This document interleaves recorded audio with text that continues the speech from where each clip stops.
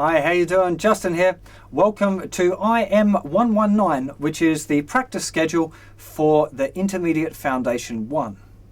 Now, the point of this little video really is to remind you of the things that you should be practicing, how long you should be practicing them for, and giving you a few practice hints along the way. Of which the first practice hint I want to go through with you and remind you of, hopefully most of you have been doing it, is the idea of using a practice timer. Now, it's something that many of you that have done the beginner's course will already know about. It's a really, really great idea. Basically, you want to practice for 5 minutes. So you set a little timer, you hit start on the timer, you zone in and you practice and you really concentrate for that 5 minutes until the timer goes off, tells you that you've finished your practice, and you stop and you move on to the next thing.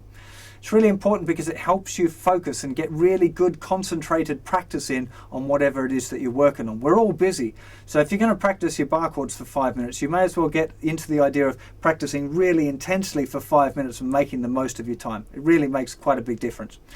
The other advantage, of course, is that it means that you don't over practice, because some things like, say, your bar chords, you're getting into it, and if you practice it too much, then you run out of time to practice the other stuff, which is just as important. So what we've got for our practice routine, really, I've written out here a 50-minute practice routine. Now, if you can do 50 minutes a day, that's great, and you'll really see a lot of progress in your playing if you can get into doing 50 minutes.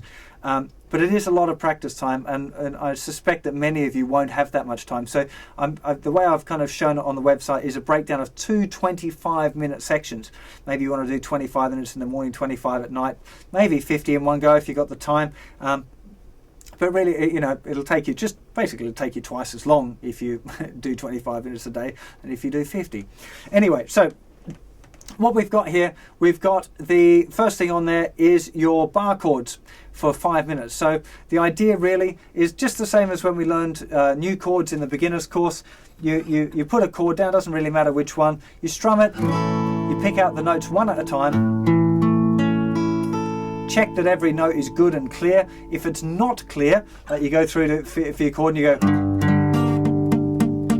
Try and figure out what's wrong, you know, move your hand around, you know, lift your fingers up, see if you can figure out what the mistake is, and then, yeah, you got it right, strum it again, and that's it, and you move on to the next one. So a whole 5 minutes of that. And when you're doing that, I want you to take your hand off each time when you're going to the chord. So put the chord down, take the hand off, put it on again. Remember the rolling your finger back and all of those little tips. Go and revise the lesson again each time. It's a good thing. Just before you practice, just jump on the site, have a quick look at the little checklist of things that you should be practicing, what you should be concentrating on.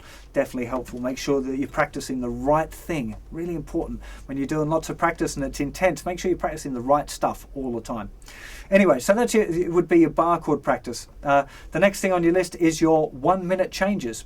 And remembering, of course, that this time we're moving our bar chord shapes up and down. So it's not timing yourself and counting how many you can do. It's just 1 minute of really intense concentration, trying to move that chord around, making sure that your fingers don't kind of come unstuck and don't release the strings at all. It's just release the pressure, maybe take your thumb off if you need to, move the shape, press it down, release the pressure, move the chord, press it down. It's kind of more bar chord practice really, but this time instead of taking your hand off each time, I just want you sliding between them and making sure that you've got a nice release of the pressure each time you move, and that you can hold the chord down, hold the chord shape down, I should say. Now, the next thing on your list is the major scale for 5 minutes. Now, really, I don't care at this stage about how fast you can do it or how well you can do it. What I care about is that you memorize it. It's very, very important that you memorize this scale as soon as possible. All of the things that lead on from here, improvising with the scale, changing the way that we play the scale using one finger, all of that kind of more advanced things, they all rely on the fact that you memorize the scale. So that is your big assignment for this stage, is to memorize the scale. Doesn't matter how fast or slow it is, just make sure you get it into your memory. That's the really important thing here. And that you do it, as you're learning it, you do it really slowly and make sure that you get it right. Because every time you make a mistake, it's going to be harder for you to get it right. Now, the next thing on your practice list is 10 minutes of either the Justin method, which is the set transcribing that I give you, or just generally transcribing. And I'm going to recommend a few tunes that might be good ones for you to be transcribing as we go through the course. Now, the transcribing and learning songs by ear is such an important skill for any musician. Please don't neglect that. I know a lot of people, beginners, wrote and said, oh, I found it really difficult and I had trouble kind of staying focused on that. it's kind of a problem, and you will find that there's a kind of a limit to how good on the guitar you can get if you don't do transcribing, ear training, and transcribing of songs yourself. There really is. So please believe me that, you know, all of the great guitar players that ever walked the face of the planet learn to play guitar, transcribing and learning riffs off other guitar players, using their ears, not using tab books and all of that, you know, and internet tabs and all of these sort of things. So make sure you get into the using your ears. Really important. Really, really, really important. So that would make a 25-minute practice set. The second 25 minutes you've got is the minimum movement. So 5 minutes of doing minimum movement, which is kind of technical work, either using the major scale if you're confident with the major scale. If you're not confident with the major scale, just using chromatic 1, 2, 3, 4 on each string. It's a massive boost for your technique. A lot of people don't even realize they've got an issue with the flying fingers, and when they do and they start practicing it, they see an immediate improvement in their technique, or maybe not overnight, but within a week or two you'll probably start to notice a difference. So 5 minutes you've got on that. You've got 5 minutes on your rhythm playing, which is basically going to be alternating between 8th note rhythms and 16th note rhythms, trying to make sure that you can play along with the metronome, doing 16th, i.e. 4 strums per click with the metronome, and that you're tapping your foot on the beat each time, the 1, 2, 3 and the 4, and not just with every down strum. That's the focus there for you for your rhythm. We've then got 5 minutes spending learning the notes on the neck. So using the little exercise I told you, just picking any random note on the fingerboard, using the octave shape to work out what the note is.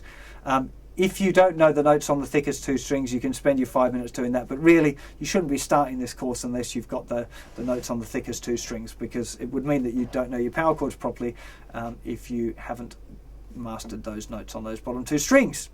And lastly, we've got 10 minutes of playing songs, repertoire, having fun, jamming your tunes that you like. You can either be songs that are specific to the material that we've covered this week, i.e. using those E-shaped bar chords, but probably you're still learning those a bit, so maybe it's just revising songs that you've learnt before, making them better and better. You know, pick a song, pick a couple of songs, you know, it's up to you how you do that, but really what you're aiming for is to be able to develop your repertoire, to be able to play lots of songs from memory at the drop of a hat and go, yeah, let's do this song, because it's a really, really, I mean, that's kind of the point of playing guitar, isn't it, is to play songs. So whether they're lead guitar, I wouldn't recommend doing lead guitar at the moment. It's mainly, I reckon, you should be concentrating on your rhythm guitar and developing your rhythmic tunes. But if you want to include a little bit of kind of riff playing or little lead stuff, that would be cool too. It's really up to you for what you want to do for your songs.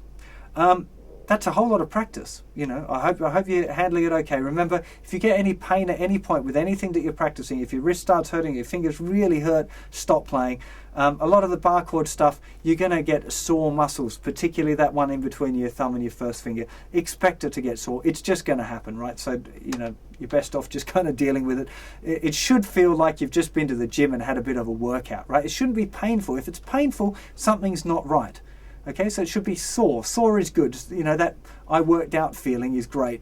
But, oh my God, I can hardly pick up a cup of tea. That's bad, right? So be aware of that. If you do get any pain, please go and see a doctor right away and get it checked out, because what you don't want is developing some sort of serious hand problem because of your guitar playing.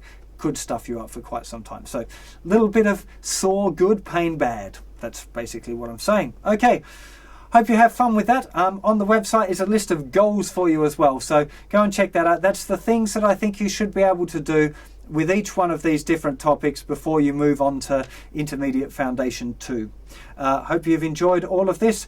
Have fun with your practice, and I'll see you for some more lessons very, very soon. Take care. Bye-bye.